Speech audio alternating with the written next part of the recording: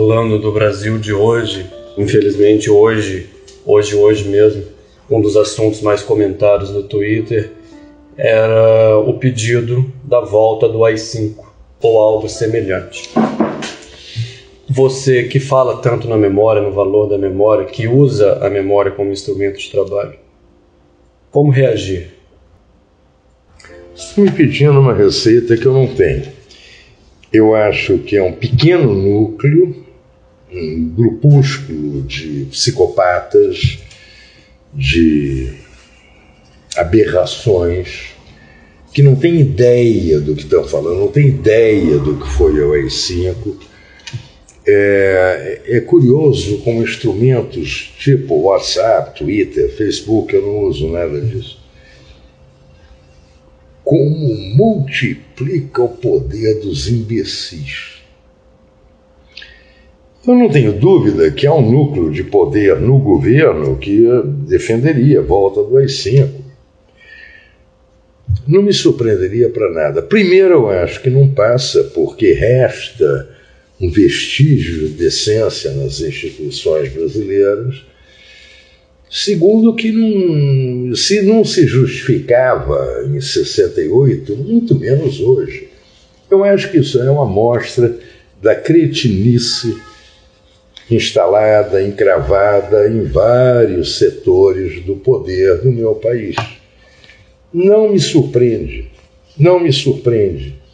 É uma coisa engraçada porque essa onda, né, de fake news, de aberrações via, sei lá, Twitter, essas coisas, essa coisa toda é comandada por um caso, o Carlos Bolsonaro especificamente, que exigiria uma intervenção direta, mas não uma intervenção do pai, nem da justiça, nem das autoridades, não, intervenção psiquiátrica. Aliás, tanto nele como no pai. Agora, enquanto isso, a gente vai ficar recebendo mensagens assim, defesa da volta do AI-5, não tem ideia do que está falando. Quem defende isso não tem ideia do que está falando. Pode fumar? Eu vi uma fala sua, Eric. Você fala sobre solidão, mas eu queria te perguntar na solidão num outro aspecto. Hoje as pessoas estão muito solitárias nas lutas. A gente não vê lutas coletivas tão fortes como na época da ditadura militar, na ameaça real e truculenta nas ruas. Por que você acha que as pessoas se isolaram tanto? Por que a gente não tem mais essa união? Porque o Brasil é um país sem memória, um país basicamente manipulado pelos meios de comunicação. São meios que não informam, deformam. Há um medo. Quer dizer, cadê as garantias trabalhistas? Sumiram na cleptocracia do Michel Temer, né? Porque tem democracia, ele inaugurou a cleptocracia. É muito complicado, e sobretudo porque é um país acomodado e desinformado, ignorante e amnésico. Não tem memória. Não tem memória. O que está acontecendo hoje no Brasil, eu tenho uma alternativa, que está todo mundo apoiando, a outra alternativa ninguém está percebendo. Eu não sei qual é pior. Eu fico vendo, por exemplo, um país que eu frequento bastante, a Argentina. Maurício Macri fez 1/10 das aberrações que estão acontecendo hoje no Brasil. Buenos Aires para dia sim e o outro também. A gente acabou de ver no Equador, não quero entrar no mérito da questão, mas param o país. Essa falta de memória, eu li um romance, até foi aquele da Cláudia Lage. Li um romance que ela começou escrevendo um romance que seria sobre um filho buscando informações da mãe desaparecida e torturada na ditadura militar. E de repente ela descobriu que o romance dela não era sobre o que ele descobria, mas sobre o que ele não descobria.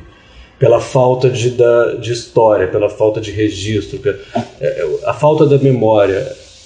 É medo? O que acontece que a gente esquece? Medo, é comodismo, e é um país que tem instituições absolutamente poltrãs covardes. Eu fiz um livro, há uns anos atrás, chama Memória de Todos Nós, onde eu relato que o Brasil é o único país da América Latina, o único, onde ninguém foi punido por crimes contra a humanidade cometidos por agentes do Estado. O que quer dizer crime contra a humanidade? Tortura, sequestro, violação, vexame, espancamento, desaparecimento, assassinato. Agentes do Estado quer dizer o quê? Policiais militares, militares das Forças Armadas.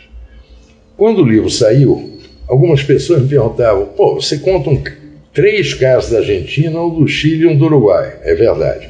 Por que não tem nenhum brasileiro? E eu respondia: eu tenho amigos e amigas que passaram pelos mesmos horrores, de tortura, de banimento, nenhum deles viu justiça. No resto da América Latina, todos, do Paraguai a Honduras, você pode pegar qualquer país, de alguma forma houve justiça. O caso mais exemplar é a Argentina, mas em todos. Portanto, o Brasil é um país que se nega a olhar para trás. E um país sem memória não avalia bem o presente e põe o futuro em risco. Isso é elementar, é indiscutível. O Brasil é um país medroso, horrorosamente medroso. Eu tive um fraterno amigo, até a memória de todos nós é dedicada a ele, que cometeu a indelicadeza de morrer, chamava Eduardo Luiz Dualdi, era um advogado de direitos humanos, de presos políticos na Argentina, foi o secretário de direitos humanos do Néstor Kirchner e foi quem baniu a anistia argentina. Hoje, sei lá, tem quantidade de generais, de militares de alto patente, juízes, todo mundo preso. Muitos a prisão perpétua, que é um mínimo. Uma vez, quando ele estava eliminando a lei de anistia, uma das críticas era: não, isso aí é uma página virada. Que é o argumento dos brasileiros aqui, das Forças Armadas brasileiras. Nenhum brasileiro deu a resposta que meu amigo argentino deu. Ele dizia: antes de virar a página é preciso ler. É preciso saber o que está nela, para daí você virar. Os países da América Latina, boa parte deles, uns mais, outros menos, leram, puniram e viraram a página. O Brasil não. Por que os militares brasileiros, de repente, viraram e assumiram uma posição absolutamente golpista, claramente identificável com a ditadura militar, que eles negam que tenha sido ditadura? Porque ousou-se fazer uma investigação através da Comissão da Memória. Nenhum deles foi punido, continuam impunes. Canalhas, facínoras, asquerosos, como o Brilhante Ustra, são elogiados. Exaltados. Melhor dito, você me corrigiu bem, exaltados. Isso não há em nenhum país do mundo. Pode haver em grupúsculos. Nunca através do poder institucional. Culpados disso, a omissão covarde, cúmplice do Supremo Tribunal Federal Brasileiro. Covarde, cúmplice, omisso.